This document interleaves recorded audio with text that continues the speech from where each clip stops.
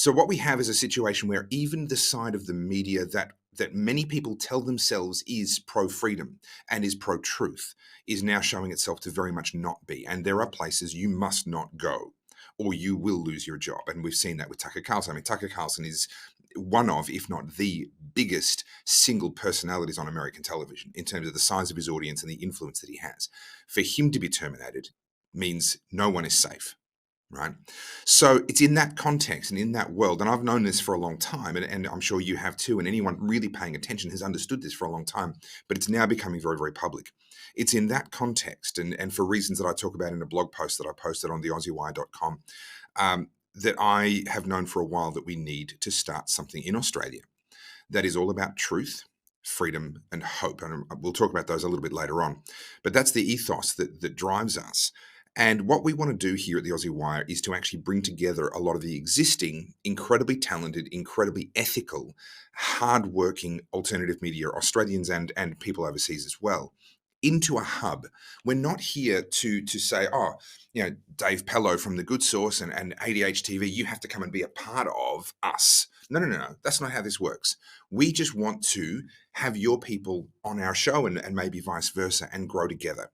You have your own identity, you have your own focus, you have your own brand. That's a fantastic thing. Let's work together and let's build each other up and let's actually establish the alternative media as a genuine, viable alternative to the lying harlot media. I think it is a valid and technically accurate description. I agree. It's not actually hyperbole at all. So that's the role of the Aussie Wire, is to be that hub, that place where people can come on, reporters can come on that already have jobs with other networks, and we will simply say, hey, this is this person from that network, and there are actually people that have signed up. I can't tell you who it is yet because that's not public, but there are people that have signed up and other networks that have agreed to work with us, and we will have journalists, salaried journalists who are working for other networks coming on and bringing us stories, and what we do in return is we say, hey, this is this journalist from that network.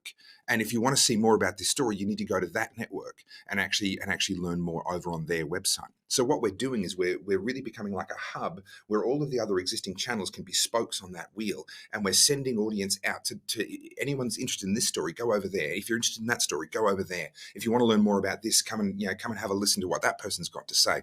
And we're very much forming a hub around which we hope the Australian alternative media, the people with integrity, are going to be able to really rise together. I want to note that you chose to launch this week on Anzac Day, and I'm sure there was some convenience with scheduling and your ability to get ready at that time, but I'm sure there was also deliberate strategy and poetic communication in launching this quest for a free and independent media on Anzac Day. Tell us a little bit about the values of Anzac Day, which you think, I wrote about this briefly this week on Anzac Day, saying that their name has been taken in vain by so many people for the complete opposite of the things that they fought for. So why did you start the Aussie Wire and launch it on Anzac Day? Yeah, so there were three reasons, and let me start with the first two, which are actually by far the lesser reasons. They really were matters of convenience, as you say, and then the final one's the one that really matters to me. Firstly, yes, it was possible to do it.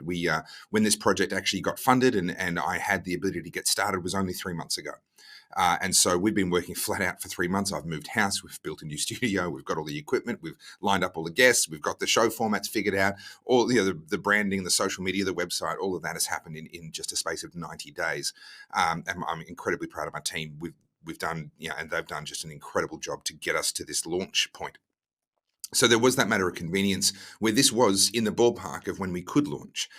There was also some personal significance. And again, this is still one of the lesser reasons. I'll get to the big reason next. But one of the lesser reasons was it so happens that it was on Anzac Day in 2020 that I was invited to speak at the very first formal anti-lockdown protest in Victoria. Now, I didn't organise that protest. I didn't pick the day. That was just the day that someone else organised. And that was out at a place called Trafalgar in the southeast of Melbourne. And that is when I called out Daniel Andrews for his human rights abuse for the first time.